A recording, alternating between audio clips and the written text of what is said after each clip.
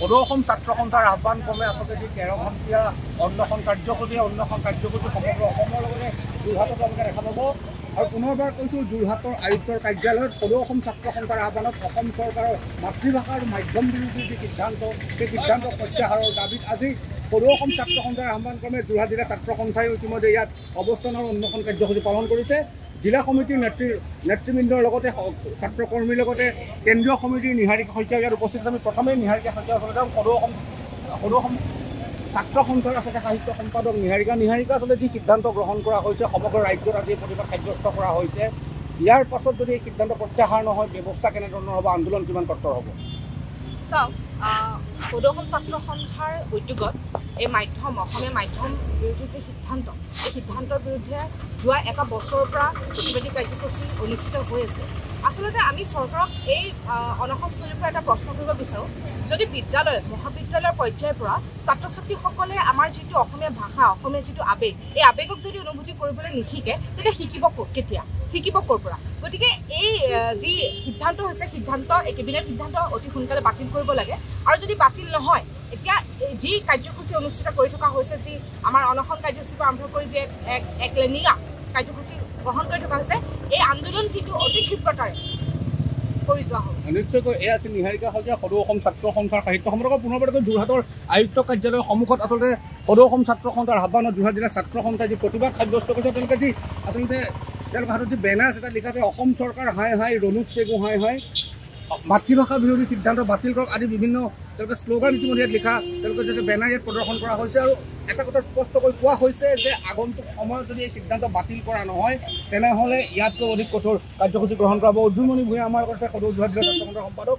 প্ৰতিবাদ হৈ আছে, চৰকাৰৰ গা লোৱা নাই, পৰৱৰ্তী কি হ'ব? হয়, নিশ্চিতভাৱে শেহতীয়াকৈ অসম চৰকাৰে অসমীয়া মাধ্যম, বড়ো মাধ্যম, জনগোষ্ঠীয় ভাষাৰ মাধ্যম আৰু মাতৃভাষা মাধ্যমৰ বিদ্যালয়সমূহত ষষ্ঠ শ্ৰেণীৰ পৰা গণিত আৰু বিজ্ঞান বিষয়টো ইংৰাজীত বাধ্যতামূলকভাৱে পঢ়িবৰ বাবে সিদ্ধান্ত গ্ৰহণ কৰিছে।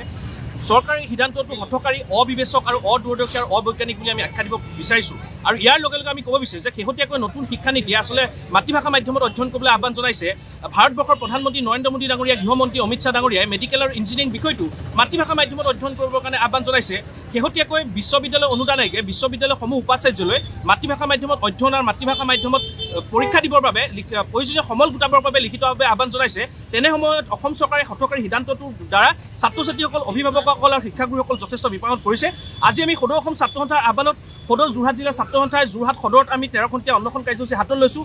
ইয়াৰ পৰা আমি অসম চৰকাৰক স্পষ্ট বাৰ্তা প্ৰেৰণ কৰিব বিচাৰিছোঁ যে চৰকাৰে মাধ্যমত হাত দিয়া কাৰ্য বন্ধ কৰক। যদি মাতৃভাষা মাধ্যমত অধ্যয়নৰত ছাত্ৰ ছাত্ৰীসকলৰ ইংৰাজী যদি সঁচাকৈ সলসলীয়াকৈ কৰিবলৈ চৰকাৰৰ সদিচ্ছা আছে, আন্তৰিকতা আছে, তেতিয়াহ'লে চৰকাৰে ইংৰাজী শিক্ষাৰ বাবে বিশেষ বিজ্ঞানসন্মত পাঠ্যক্ৰমৰ ব্যৱস্থা কৰক। এনেদৰে নাভুত নাচুত সিদ্ধান্ত গ্ৰহণ কৰা কাৰ্য কোনো কাৰণে ছাত্ৰ সন্থাই মানি নলয়। আৰু পুনৰবাৰ কৈছোঁ, এই মাধ্যমত হাত দিয়া কাৰ্য বন্ধ কৰক। অতি শীঘ্ৰে এই সিদ্ধান্ত বাতিল কৰিবৰ কাৰণে এই প্ৰতিবাদস্থলীৰ পৰা আমি আহ্বান জনাইছোঁ। নিশ্চয় এইদৰে আচলতে যোৰহাটৰ লগতে সমগ্ৰ ৰাজ্যত আজি সদৌ অসম ছাত্ৰ সন্থাই ইতিমধ্যে আচলতে স্থগিত হৈ পৰিছে, 13 ঘণ্টীয়া অন্বেষণ কাৰ্যসূচী কৰিছে।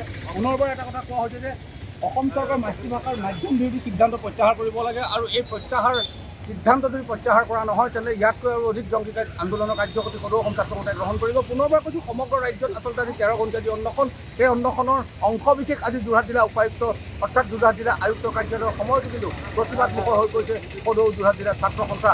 যোৰহাটৰ পৰা Kankanjyoti Sharma report, ANI Bharat report.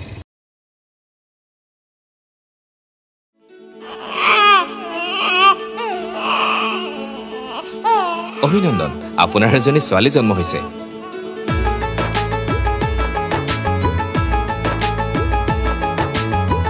লাহি পাহি এজনী পৰি আহিলে ঘৰখন উজলি,